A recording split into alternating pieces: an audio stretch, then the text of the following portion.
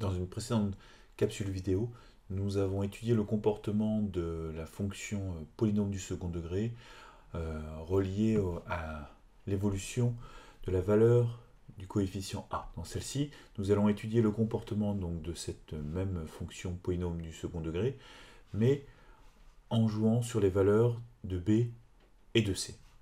En ce qui concerne b, on remarquera que b a un impact, pas sur la variation, mais sur le positionnement du sommet.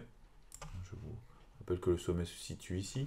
Selon la valeur de B, on constate que le sommet ne se trouvera plus au même endroit et de ce fait, la courbe elle aussi. Néanmoins, rien de particulier, mis à part cette constatation. Au niveau de C, par contre, nous pouvons remarquer que C a le même impact que l'ordonnée à l'origine pour la fonction affine, puisque par exemple, si nous mettons C à 2, la courbe représentant la fonction polynôme du second degré coupe l'axe des ordonnées en deux. Si nous la mettons à 3, elle coupe l'axe des ordonnées à 3. Si nous la mettons à 4, il en va de même. Il y a donc un mouvement de translation qui est opéré par la valeur de C selon une direction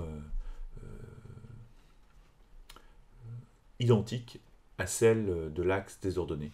Si C est positif, il y a donc une translation verticale vers le haut, alors que si C est négatif, on constate donc que la courbe est translatée verticalement vers le bas.